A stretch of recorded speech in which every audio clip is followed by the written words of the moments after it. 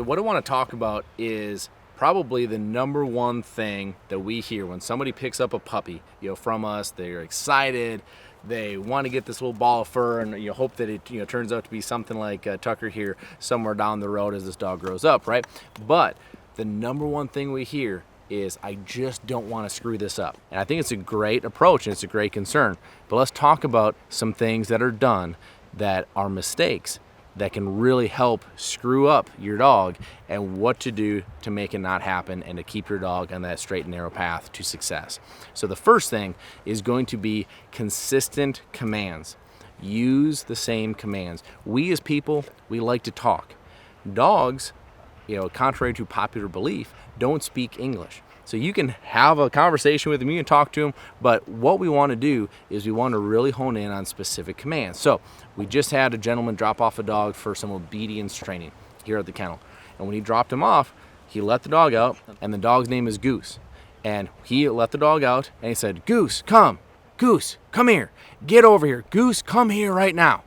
And I stopped him. I said, sir, you just used 4 or 5 commands for what you wanted the same response out of. So be consistent. If you're going to use come, use come.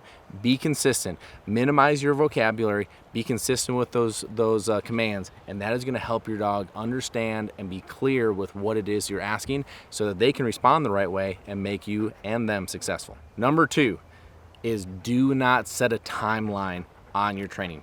This is just like a kid.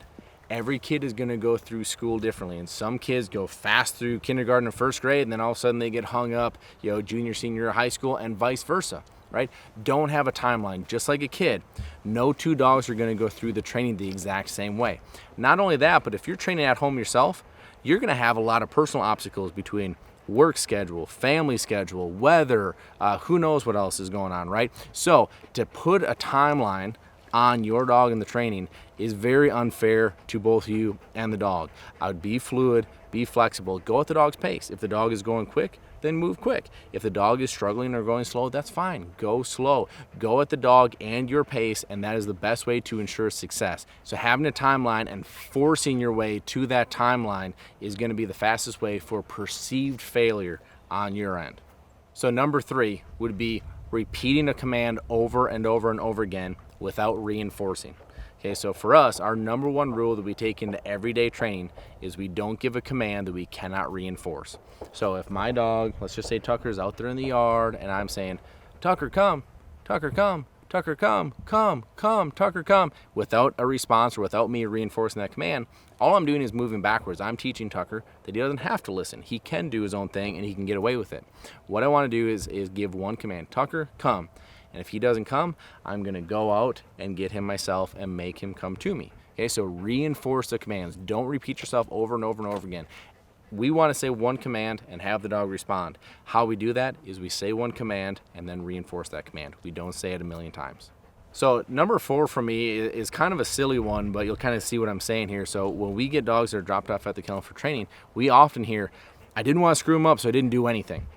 Well, doing nothing is probably worse than attempting to do something and not quite doing it right. Because if you don't do anything, you just completely let this dog be wild, you let him do whatever he wants, and you're too afraid to be a leader and to go give this dog some structure. I would rather you use a command improperly, or maybe be mistiming in that command or that reinforcement, rather than just doing nothing and just letting the dog be completely wild. So doing nothing can actually hurt you here. So I would rather you make a decision and go for it, rather than just sitting back and saying, I don't know what to do, so I'm not going to do anything. This is another reason why Retriever Roadmap was born and is available for anybody to have, is because that gives you the blueprint. Instead of being nervous about not being able to do anything or being scared to do anything, now you have the blueprint of what to do and how to do it, and then know what steps come next. It's a great program to be able to follow to make you be successful with that young dog. My last one, and it is a tempting one, especially when you have a dog that is progressing, that is going fast, you're having fun, he's having fun, it's overtraining.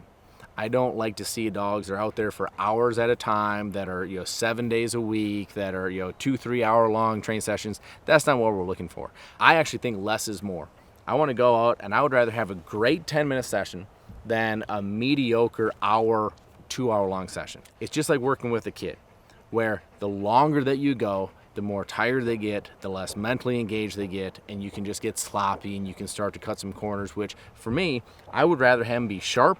Let's go have an objective. Let's work on this one thing during this training session. Let's go get that done.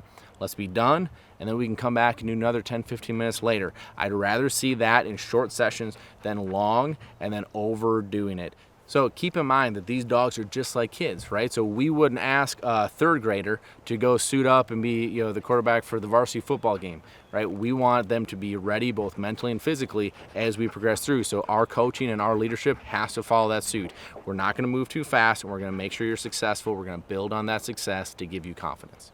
By following this blueprint here, I really believe that it's going to allow you to have a more successful time training your dog, but it's also going to make your and your dog's relationship that much closer.